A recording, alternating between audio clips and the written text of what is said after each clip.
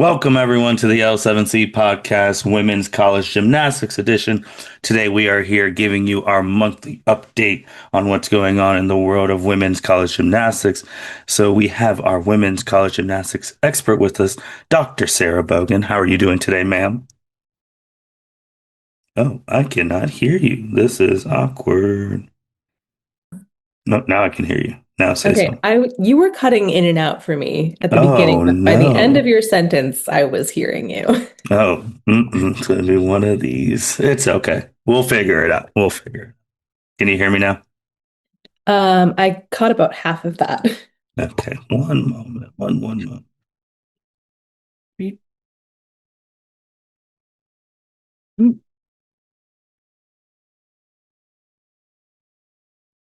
Mm. How about now?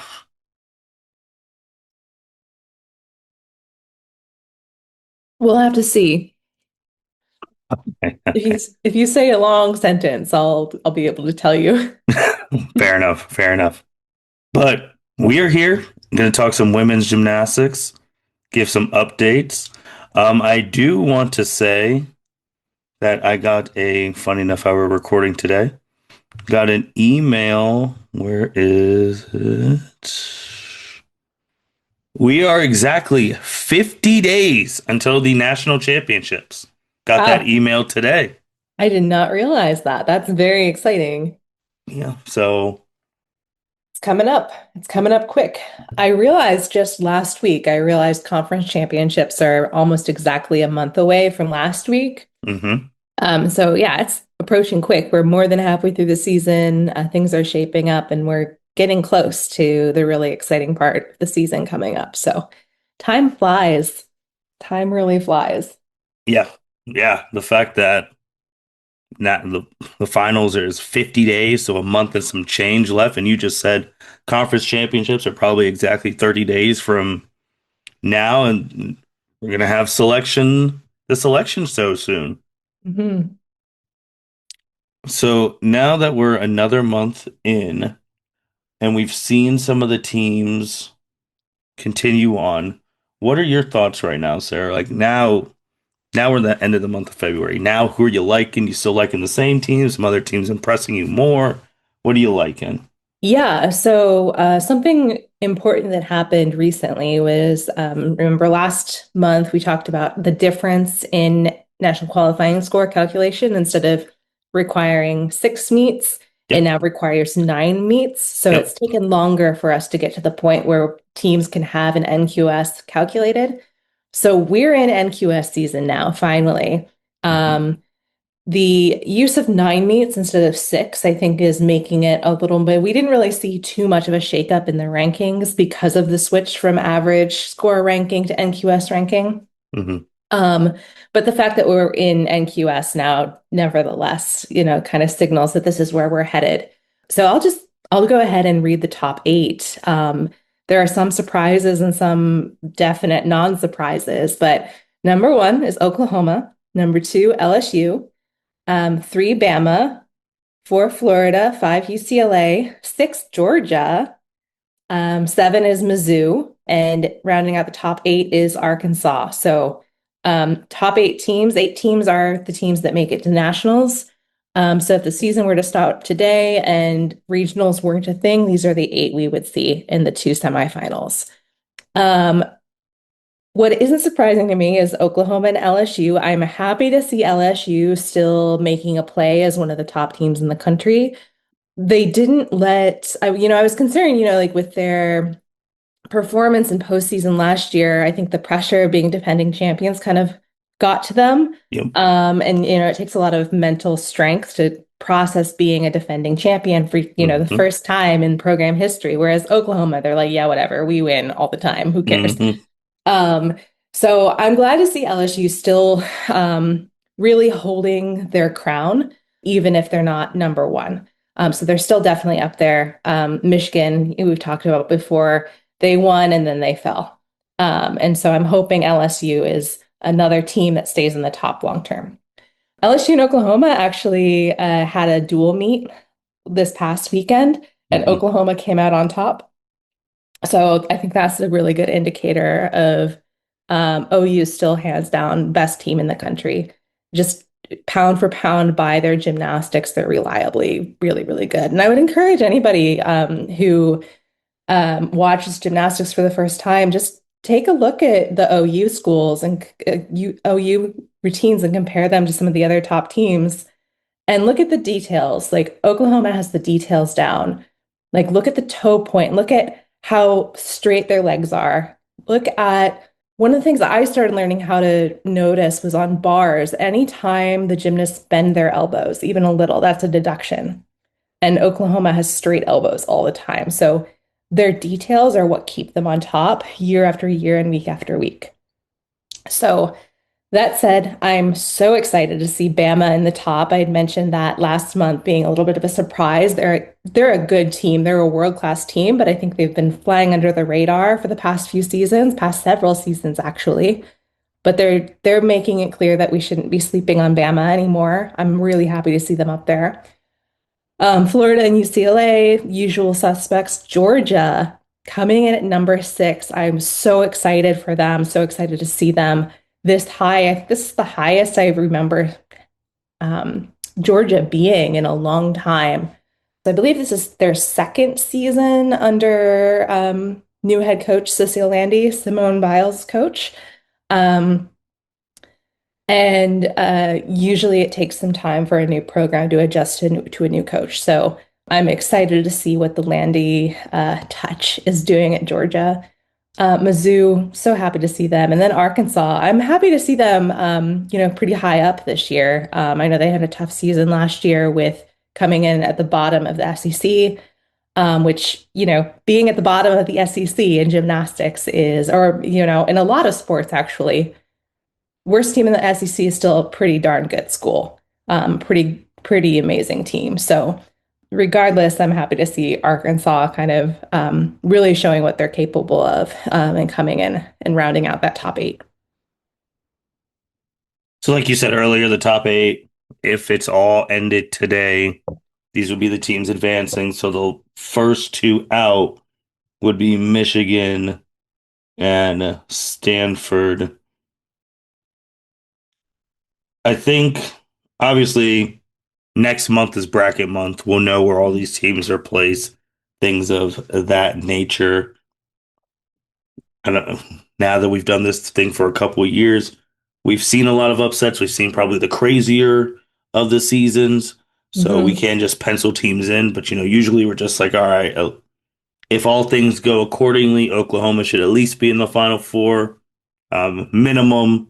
So it's like, who's going to join them? And last year proved a lot to us that we saw a lot of different things. But like you said, the usual suspects are there. Then other teams like Georgia and Missouri and Arkansas, those final three are very interesting Yes. because if you've, like me, like started really watching it these last couple years, you're just like, those aren't really the usual suspects, and you would expect like a Michigan or your a Utah or things Hmm. like that, California. Yeah. A But couple of things that kind of struck me about the rankings are Utah is way lower than we would normally expect Utah to be. So they're sitting at number 12 right now, which I don't think I've ever seen University of Utah that low in the rankings. And it has come down to it just, I'm not quite sure what it has come down to for them, but they definitely have been suffering from depth issues a little bit. They have a pretty small team right now. So I'm curious to know more about what's happening at Utah and, whether they're planning to peak later. They did hit the 198 mark. So a score of 198 breaks down to a 9.9 average routine score. And that's what you really expect to see the top teams getting. So Utah did have a 198 meet, which was very exciting for them. So they still have it. And they're also a team that really knows how to work a championship season. So I'll be looking for Utah to possibly make upsets. Um, they're pretty good. Their coaching staff is pretty good at peaking them at the correct time. And then I think Stanford also, they have a little bit of a reputation for peaking at the right time as well. So I think both Utah and Stanford could be teams to watch for possible upsets. Oh, And then we as love an far upset as, around here. yeah.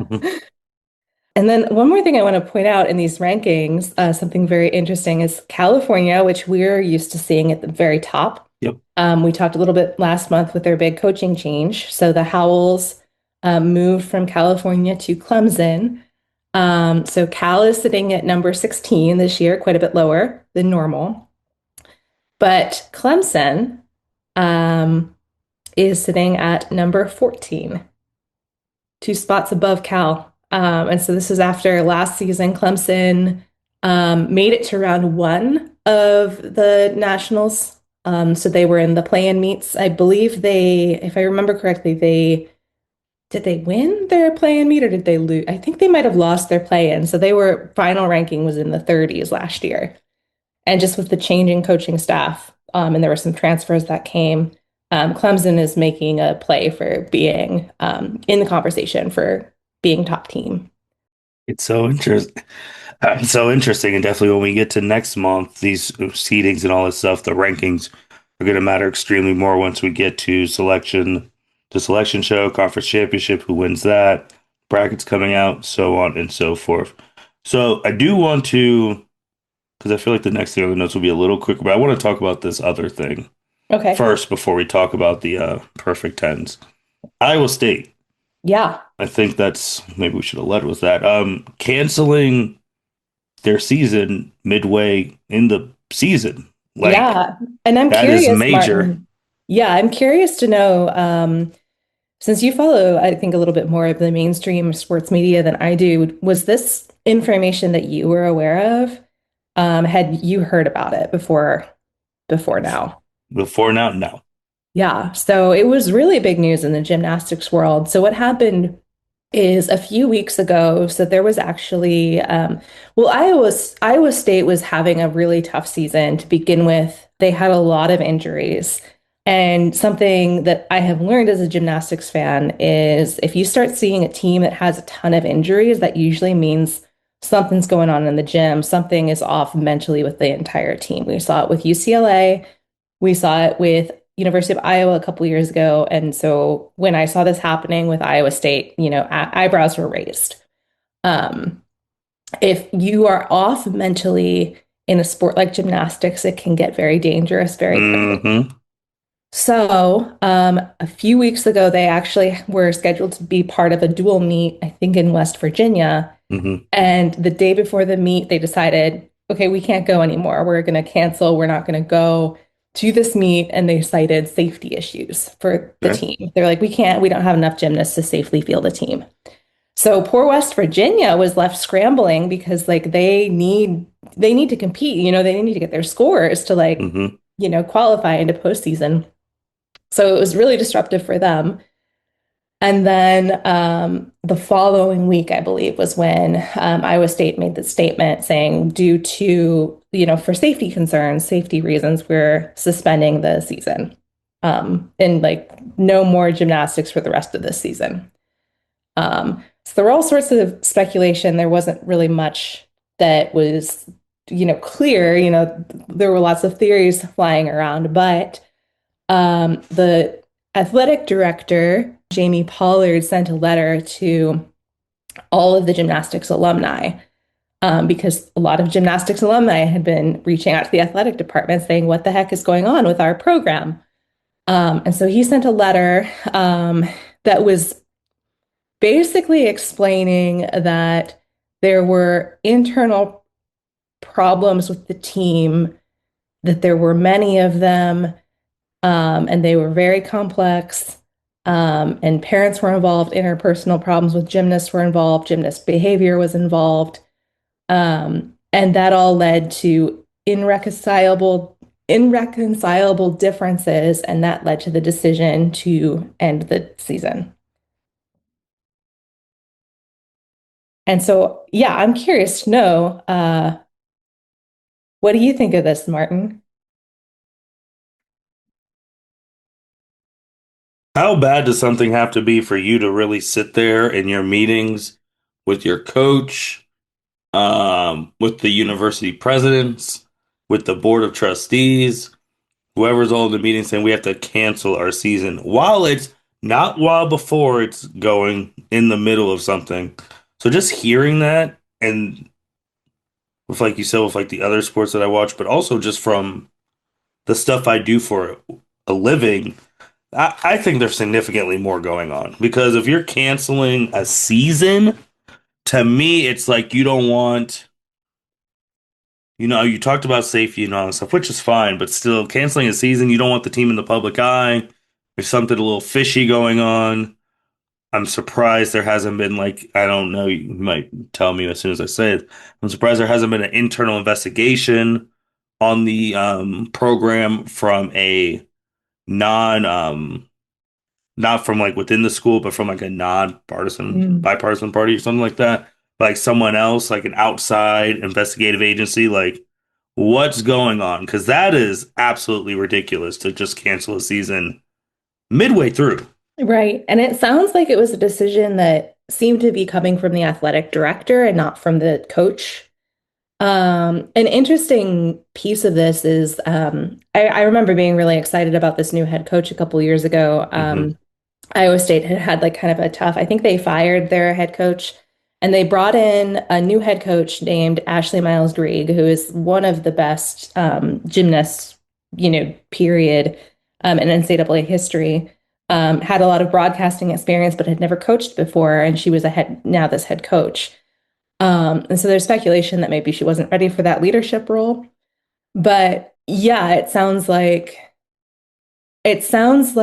there's still a lot of unanswered questions and a lot to be desired with how this whole thing has been handled. The biggest question I have is if there were a lot of problems, if, gymnast behavior, interpersonal gymnast problems, or like issues with the parents or things along those lines, if that was really that big of a problem, where was the leadership from the coaching staff? And where is the responsibility of the coaching staff and the athletic department leadership to step in and address the issues as needed? So that's kind of a question I have. I don't know what the situation was. I don't think we're going to find out about what was going on for a while. This is still a developing story. Um, yeah, I think I agree with you, Martin, that it feels extreme. If and you said it was more, and I will say too, like the head coach, if the head coach wanted to continue on and the athletic director said to cancel, that athletic director does not get the authority to cancel the season unless it came from the president and above. Hmm. Like there's just no way that the athletic director can just walk in there and say the season's canceled without the approval of the president, of the people to be, those higher ups, just from my knowledge of how colleges work. Like, because like you just said, if they cancel a season and you have, let's say some of your most wealthy donors are former gymnasts or they're married to former gymnasts and you cancel a season, they're like, we're not donating money. That affects the money. So you have Mm. to have a real, so the president has to make that decision and probably get it approved by the board. And then it comes from the athletic director's mouth. But then they got to answer things. I do think if this, in terms of Iowa State, I think if this happened at a more prestigious gymnastics school, it would have made a lot more headlines and it would have made the big national headlines. If this would have happened at like literally if it would have happened at LSU, Oklahoma, those type of schools, we're Jordan Chiles, like UCLA. This would have happened like during UCLA. At UCLA, it would have been a major story because obviously Jordan's like there and that would have just been it for her. So I think it also matters at the school, but still, no, there's something more going on that the president and the advisors and the board were just like, we see why we need to cancel. If you think it's that bad, let's do it. My thing is that for those ladies on the team, Mhm. if they cancel during the season in February, why do you come back to the team next year? Exactly. Yeah. And the thing, like, there's I think USA Today did a lot of reporting on this. And they said that It's not clear yet what's going to happen to eligibility. There's a chance that this year of eligibility will just be gone for Mhm. these gymnasts because they competed more than half the season. Um, and then currently, they're actually not allowed to train. So NCAA rules say that, since the season is suspended, they can't practice as a team. So they're not allowed to use the university facilities. And they're also not allowed to go train. And like gymnastics is a sport where you have to be training all of the time. Right. So like if they want to stay in shape so that they can go into the transfer portal and maybe find a new home, it would be nice to be able to train, but there's, the NCAA rules saying that you can't train together as a team say that, even if they go to a private gym, no more than two gymnasts from the team can be there at the same time. Otherwise, it's considered a team practice. So this is just completely disrupting what's happening with the gymnasts and their sport and such. So Um, I also think too of that for like why would you come back? And the fact that I don't have the number with me, but I'm pretty sure there's some on there. As an athletic director, how do you do that in the face of your seniors?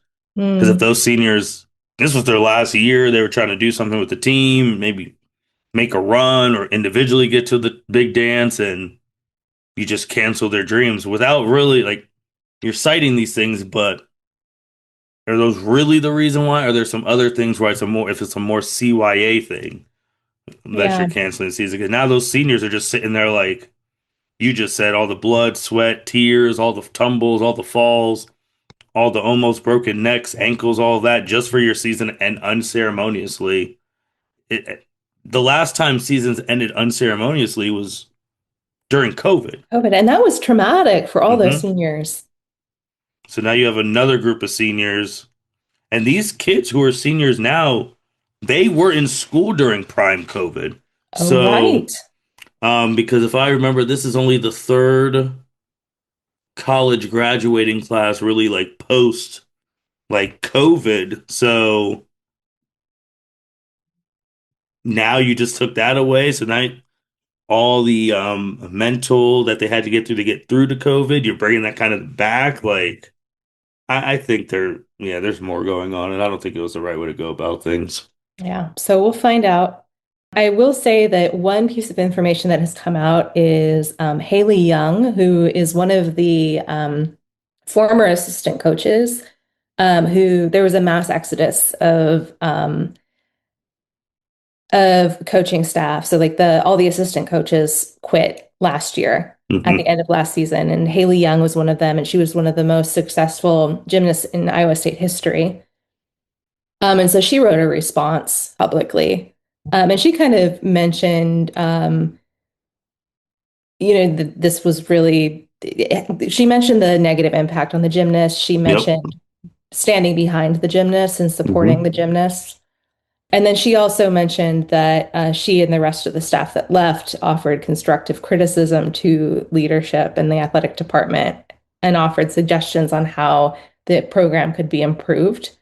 Um, so yeah, it sounds like that was a nod toward there being bigger leadership issues as well. And another thing that Haley cited was facility concerns and safety concerns within the facility and the university not being willing to make sure the students had air conditioning in their workout gym during the summer months, and things along those lines that were a concern. So I think we're going to get kind of piece by piece. I don't think any, I'm looking forward to hearing from the gymnasts. I think the accounts I'll most trust are the ones coming from the coaching staff and from the gymnasts speaking on behalf of themselves. But I don't think we'll be able to see that until some of these gymnasts decide to leave Iowa State or retire. But yeah, definitely something to keep an eye on. And very, very sad, regardless of, how this happened and who was at fault and whatever. Just really, just totally not good and tragic for these gymnasts, especially like you said, the seniors. Yeah, my heart goes out to those seniors, definitely. All right. From that, we'll have some small little happy stuff, and then Yeah, wrap it all let's up. talk about something happy. Obviously, one of the favorite things we like to do is keep track of the perfect tens around Mhm. here. Um, we have some history made again with Miss Morgan Price. Is that correct? Yeah, Morgan Price. So Morgan, I don't know that we've talked about Morgan a whole lot, but I know we have talked about Fisk University Mhm. and the kind of small boom of HBCUs sponsoring gymnastics. So Fisk was the first HBCU to start a gymnastics program. Mhm. And Morgan Price was one of the top tier recruits in that recruiting class. And she had been targeted by Jordan Weber to go compete at Arkansas. Her older sister, Frankie Price, has also been on the Arkansas team for a long time. I think, did Frankie graduate last year? I don't remember. But anyway, so Morgan was on, when Fisk started their team, Morgan actually made waves by changing her commitment from Arkansas to Fisk because she really wanted to be part of the historic program. And last year, she actually, on bars, set the first ever perfect 10 in Fisk University history and in HBCU gymnastics history. So that was very exciting. This past weekend, Morgan, she at the end of last season, she decided to transfer to Arkansas for her senior season. And last weekend on vault, she scored the first perfect 10 for the University of Arkansas in history. Wow. So she has now made perfect 10 history for two different teams in three different ways, which is just really, really, really cool. So big shout out to Morgan. I really recommend watching the video of her vault because it is just beautiful, high, stuck landing. Definitely a deserved perfect 10, in my opinion. Shout out to Morgan Price. That's a big deal. That's really awesome. First time you can make history for a school and whatnot and be the first and then hopefully not the last. And Hmm. hopefully others follow. So that's always big to start the trend. Another person who we've been obviously talking about a lot is Jordan. I'm gonna have to ask because you have this down, and I was just looking. Does she really have a chance? I It's mean, going to be 28, tight. she's at 16. Like, how It's much going to be time's tight. left? It's going to be real tight. So somebody did the math. Somebody on the gymternet did the math. And there are That enough cracks me up every meets. time you say that. The gym internet. Yeah, it's a bunch of nerds, gym nerds on the gymternet, with all their spreadsheets. But somebody figured out that with the number of meets UCLA has left, Hmm. is if UCLA makes it all the way to the national final, four on the floor, final four, Hmm. and Jordan gets at least 110 at every meet until then, she'll hit the record. But it's a tall order. So it's going to be really, really tough. She can't be injured. UCLA has to make it all the way. And it has to happen at least once at every meet. So that said is possible. I mean, she's on a bit of a streak and a bit of a roll right now. So anything's possible. Um, but yeah, something to watch regardless. She can certainly, like, I have no doubt, she's only two behind Haley Bryant right now. So Haley Bryant's number 10 at 18. And then I'm sure like she could, I think Jordan will definitely move up in these rankings. Um, could even get up there with Kyla Ross and Maggie Nichols, which, speaking of COVID, there were a lot of gym fans who thought that if it weren't for COVID, so Kyla Ross and Maggie Nichols were both in that senior class that had their season cut short because of COVID. Yep. Um, there were a lot of people who thought both of them could have easily broken the perfect 10 record if they'd had a postseason. So yeah, we'll see. But Jordan Chiles, I mean, she's definitely, regardless of what happens, will um, go down in history as one of the NCAA greats of all time. Um, so it's exciting to see her climbing these ranks a little bit. Yeah, she'll climb up. She will get some more, but 28 from 16 to 28 stuff, just from a simple mathematical thing. And just a simple caveat, the caveat that they have to make the final four for it to even, if she gets, not the fact that she has to get a perfect 10 on, so that's what, But that fact that if they don't make the national thing, it has Mhm. no shot anyway. So that's a whole bunch of I mean, And as you get into postseason, it gets harder to get a 10 mm-hmm. because, once you get to conference championships, you have four judges. So you have to have at least three judges give you a 10. Then by the time you get to nationals, there are six judges. So five out of six need to give you a 10 and be in agreement rather than just a dual meets both, like two judges need to agree that it's a 10. So What yeah. number are you comfortable at saying she's at 16? So Hmm. when it's over, what number are you comfortable saying she would be at? Comfortable? Hmm. I think she could make it to 22. That was my number. I think Yep. 22 is a reasonable thing because again, she is human too. She could have an off day, she can have some off weeks, Mhm. or She can she could be also get on a good night, especially, Poly Pavilion on senior night has a way of yeah. bringing out the best in people. Hmm. She's totally capable of getting multiple tens in a night. Yeah. Or it could be something where maybe she winds it down before the tournament and doesn't do her best stuff. She wants to save some stuff for the tournament. Who knows? But I think 22, that put her tied for fifth. Hmm. I think that's a very safe number. Yeah, 27 and 28 is just a lot. And I'm not saying it's a lot. I mean, we followed Trinity get to 28 on this very podcast, so we've Hmm. seen it done in real time on our own watching. So, Yeah, with an injury in the 11th hour, yeah. So, right in the nick of time. but it takes a lot, and we've seen it firsthand. So, if anyone could do it, it is Jordan. I'm just trying to be realistic. Like Hmm. For that sure. 12 more in basically 2 months is oof. That's tough. That's Hmm. just really, really, really tough. Oh, we have an Olympic aside before we Yes. closing on. What do you want to talk about with the Olympics that just Yeah. concluded?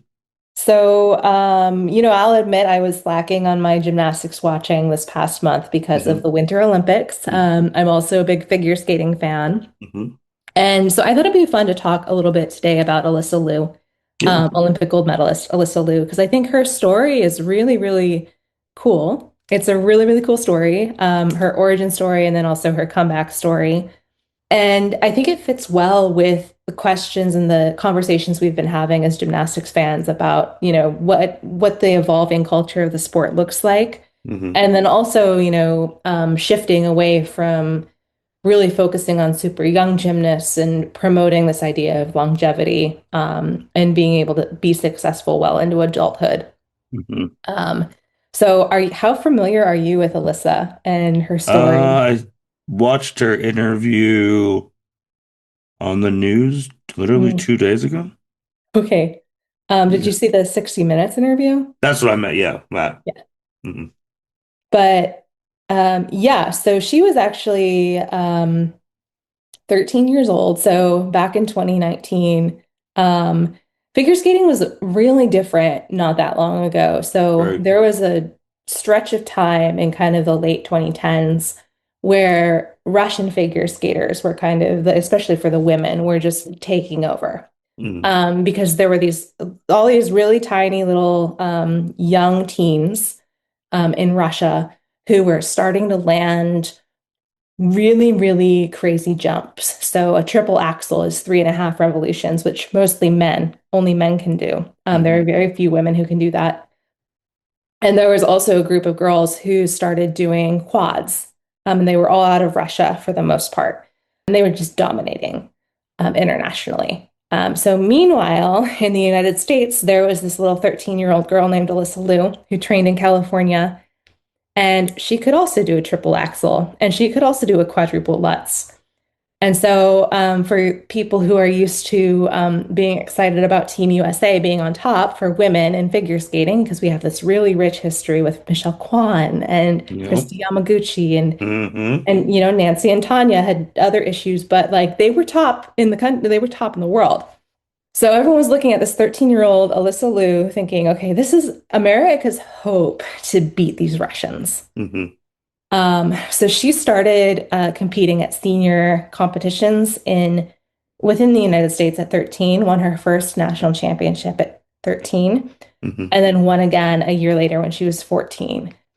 So she's just this tiny little thing, so young. But I was watching her do this, and I was kind of seeing that these Russian figure skaters were really impressive, but they kept getting replaced by the next in line. Yep, So that's usually how these it goes. Russians were amazing, but they had no longevity. Yep. And so I was worried for Alyssa. I was. I actually made a tweet in 2019. So it was December 2019. So it would have been shortly before she competed at her second senior national championships. I posted an article about her.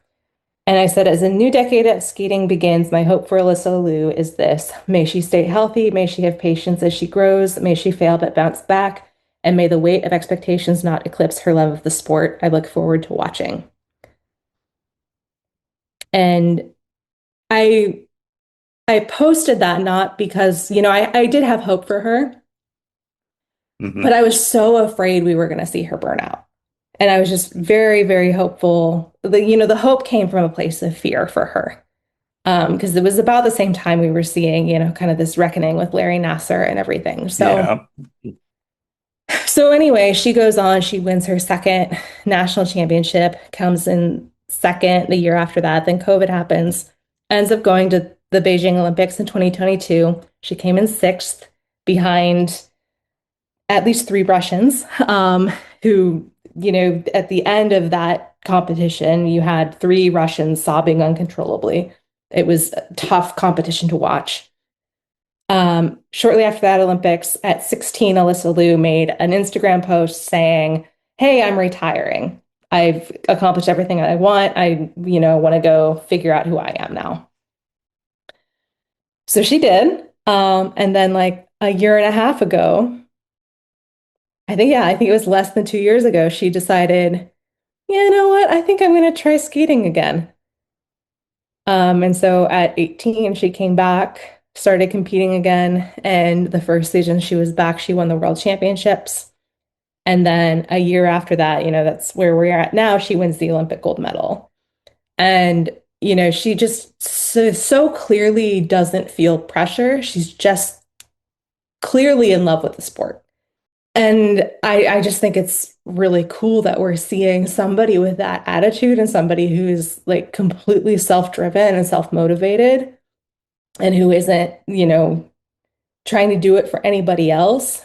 Um, we're seeing that kind of person be at the top. And so that makes me really hopeful for sport as a whole, and it makes me hopeful uh,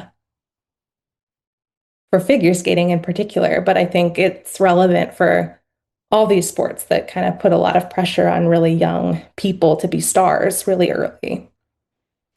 So, and it's also neat, she was originally sort of like the US's opportunity to compete with the Russians, but now, we had an Olympics where the Russians weren't allowed to be here because of, doping and, the Ukraine situation.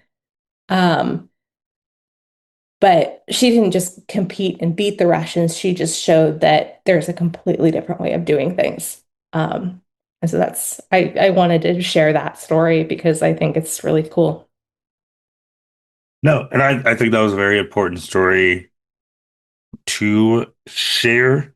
I think not with just her situation, but you said with like young athletes, you feel a pressure because when you are deemed someone who potentially has the skills to make it to the college level or the elite, depending on just where college or elite or beyond that to the pros, to the Olympics, you put a lot of pressure on yourself. And a lot of pressure also comes from the outside noise, especially family, because, if you do make it to those levels, usually a good amount of great financial future comes your way, and then your family sometimes feels entitled to that. So they're pushing you to get to that level so that then, hey, your family tree changes forever. You're not in the rat race anymore. You're like, oh, my kid's an Olympic champion, which means they're gonna have sponsorships forever. They're gonna, as long as they don't do anything crazy, they're gonna be have opportunities. So maybe I don't have to work ever again, type deal. And like just like you said, it's a big deal to not succumb to that because there's a whole bunch of kids who their parents spend thousands upon thousands of dollars trying to get them to that level, and then they don't, and then they're miserable for the rest of their lives, and the cycle repeats itself every day. It's happening right now as we're speaking. So it's always good to see a feel good version of it. Yeah, for sure. Sarah, anything else? Yeah, that's all. I mean, conference championships start in less than a month, which is kind of crazy. And then after that, we'll be doing a bracket unveil. So, Which um, we can ask now, how, because you brought it up late last year, mhm. with doing our brackets and stuff. Do you want that to be a live show? Yeah, I think we could. I think it would Okay. be fun. I think I'd like to do, I'd be interested in doing kind of two, like doing a live show that reveals the bracket and then maybe a regular podcast to kind Okay. of do a Yeah. um, more in-depth It kind of can discussion. Because can definitely do that. we'll also need to talk about what went down at conference championships. So, That's true. No, we um, can definitely do that. I mean, I think I've already did that this year. Mitchell did that in January. We did a live Saturday show for big news revealings for stuff that he talks about, and then we had a more normal podcast after talking about our live reactions and when the dust settled and all that. So yeah, we can definitely do that. We just got to schedule them. all right, sounds good. And with that being said, guys, when we come back, like we just talked about, it's March, which means it's conference championships. It's the big tournament. Who's going to get in? Who's going to be left out? We'll find out next month. With that being said, L7C signing out. Thank you for listening to this episode of the L7C podcast. Be sure to like, rate, review, and subscribe to the channel. Follow us on all social media platforms, and we'll be talking to you guys soon. Take care.